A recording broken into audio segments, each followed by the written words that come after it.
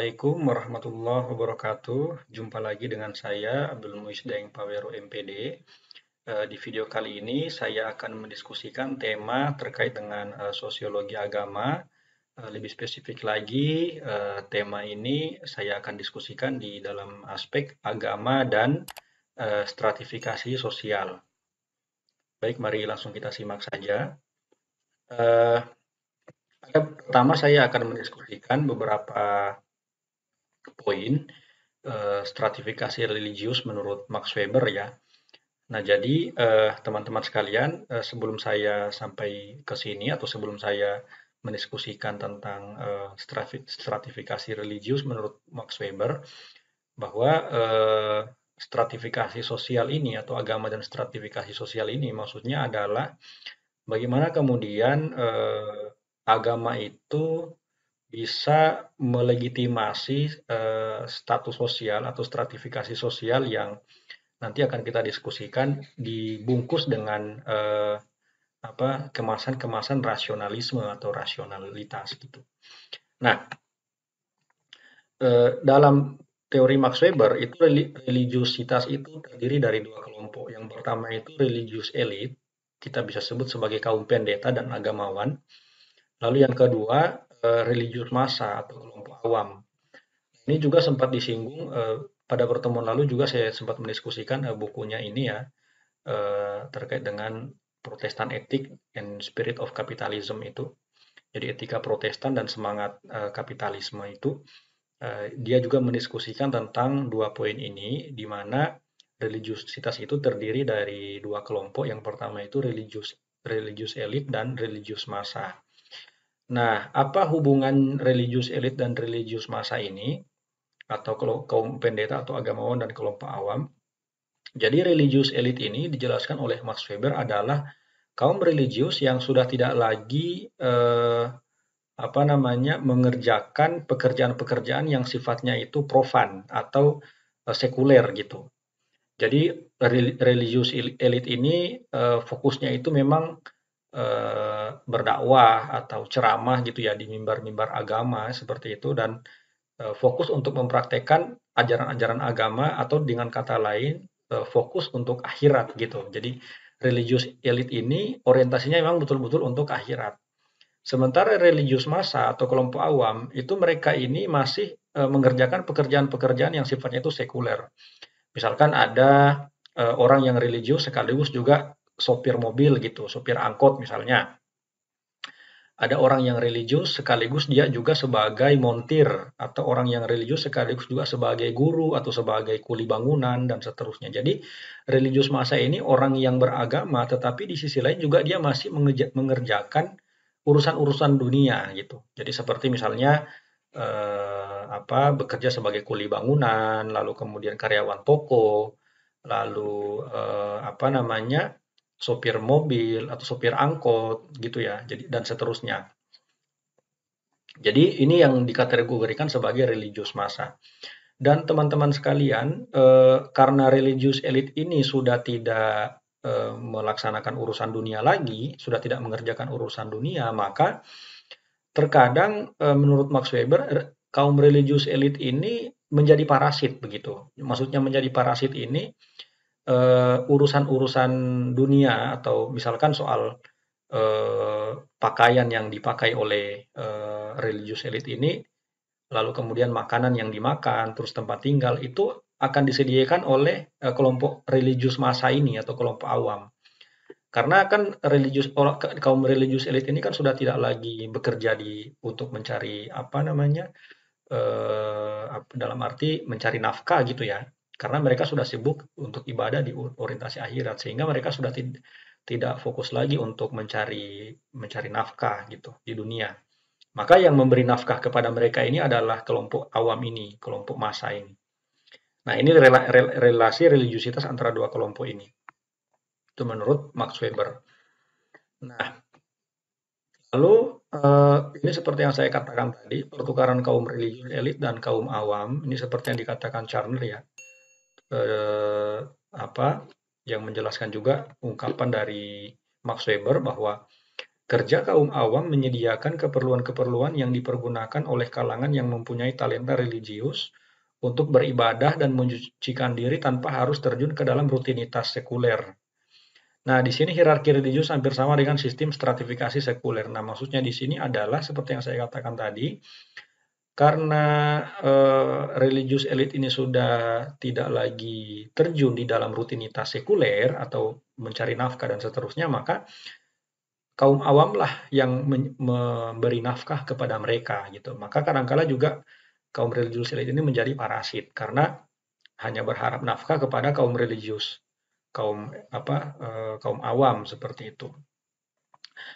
Nah, jadi di sini kita bisa melihat hierarki religiusnya. Jadi ada religius elit dan ada kaum awam. Jadi kaum awam itu yang memberikan kebutuhan-kebutuhan duniawi kepada kaum religius elit ini supaya nanti kaum religius elit ini bisa mendoakan agar supaya kaum awam ini masuk surga, misalnya seperti itu. Nah, lalu yang kedua ada namanya McDonaldisasi. Kalau tadi menurut Max Weber itu tentang relasi antara religius elit dan religius orang awam, maka di poin kedua ini ada istilah McDonaldisasi dan agama. Itu McDonaldisasi ini adalah teori George Ritzer ya. Jadi McDonaldisasi ini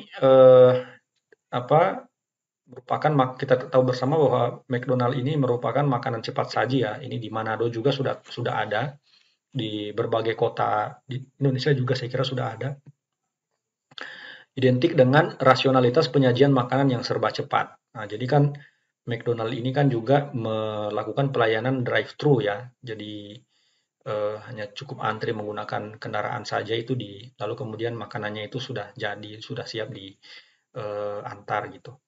Nah, jadi McDonaldisasi menurut George Ritzer itu sebetulnya bukan hanya berlaku kepada McDonald saja, tetapi apapun yang serba cepat atau serba cepat saji gitu ya, itulah yang dinamakan McDonaldisasi gitu. Jadi misalkan ketika contoh misalkan begini, teman-teman dikasih tugas misalkan membuat makalah, lalu karena teman-teman tidak ingin ribet, lalu teman-teman copy paste lah makalah yang di internet dan klaim lah teman-teman semua kemudian mengklaim makalah yang di copy paste dari internet itu sebagai makalah hasil karya teman-teman semua. Padahal kan tidak, itu adalah hasil curian gitu ya, adalah hasil copy paste dari internet. Nah, inilah yang menurut George itu salah satu McDonaldisasi gitu ya di dalam misalkan di dalam pendidikan. Jadi karena ingin cepat, maka hanya main comot sana comot sini. Nah, ini juga yang dinamakan McDonaldisasi. Gitu. Nah, di dalam agama juga tidak terlepas dari McDonaldisasi gitu. McDonaldisasi dalam agama merupakan fenomena rasionalitas yang pada awalnya hanya diterapkan pada urusan-urusan yang sifatnya sekuler meresap dalam kehidupan religius gitu. Nah, jadi contoh misalnya ini ilmu agama yang sebelumnya diperoleh dengan memakan banyak waktu, kini tersedia dalam panduan-panduan praktis di acara televisi, artikel di internet, juga video-video di YouTube, tidak terkecuali quotes religius yang berserak di media sosial. Nah, jadi maksudnya begini teman-teman sekalian, di zaman dulu itu orang belajar agama itu memang belajar yang sangat serius dan memakan proses yang sangat panjang. Contoh misalkan untuk menguasai satu kitab di pondok pesantren misalnya, itu membutuhkan waktu bertahun-tahun gitu. Jadi misalkan menguasai satu kitab Ihya Ulumuddin, karya Imam Al-Ghazali. Nah, itu membutuhkan waktu bertahun-tahun untuk menguasai kitab itu gitu. Nah, akan tetapi dengan realitas McDonaldisasi gitu ya, McDonaldisasi agama, maka orang belajar agama itu tidak banyak memakan waktu. Jadi orang ketika kemudian belajar agama dari internet, dari Google, dari YouTube, dari televisi, lalu kemudian mereka merasa sudah sangat beragama gitu. Padahal sebenarnya belajar agama tidak sesederhana itu, tidak sesederhana belajar di YouTube, belajar di internet, walaupun memang belajar di YouTube dan belajar di internet itu juga ada manfaatnya, tetapi kalau kita ingin mengajarkan agama, apalagi kita menjadi ahli agama gitu ya, apalagi kita mengajarkan fikih misalkan yang kemudian mudah sekali kita memvonis halal haram misalnya, Itu tidak butuh waktu yang singkat gitu, itu butuh waktu yang sangat sangat panjang seperti itu. Jadi tidak cukup kita hanya belajar dari internet, dari Google, dari YouTube untuk menjadi seorang fuqaha misalkan atau ahli fikih, atau ahli kitab begitu. Kitab misalkan kitab Ihya Ulumuddin kita tidak hanya cukup belajar dari internet saja gitu. Kita harus belajar secara fokus misalkan di pondok pesantren dan kepada yang ahli gitu, kepada kiai yang sangat ahli gitu. Nah, akan tetapi McDonaldisasi agama ini kemudian sudah semakin merasuk di dalam masyarakat kita bahwa masyarakat kita itu walaupun cuman belajar di internet, walaupun cuman belajar di YouTube, itu kemudian sudah sangat berani mengklaim diri sebagai orang yang sangat ahli di dalam agama gitu. Dan saya kira inilah yang sangat berbahaya dan ini sudah diingatkan oleh George Ritzer. Oke, saya kira itu teman-teman sekalian yang dapat saya sampaikan. Insya Allah kita lanjut lagi di pertemuan-pertemuan berikut. Kalau ada yang ingin memberikan kritik, saran, masukan, komentar, maupun pertanyaan, silakan dicantumkan di kolom komentar. Insya Allah kita akan berdiskusi kalau ada yang memberikan komentar, kritik, sanggahan, maupun pertanyaan. Kalau ada yang memberikan pertanyaan, insya Allah akan saya respon seperti itu. Silakan kalau yang ingin berkomentar, silakan dicantumkan di kolom komentar, nanti akan saya respon. Demikian teman-teman sekalian, kita lanjut lagi di pertemuan berikutnya. Terima kasih atas perhatian, mohon maaf atas kekurangannya. Demikian, wassalamualaikum warahmatullahi wabarakatuh.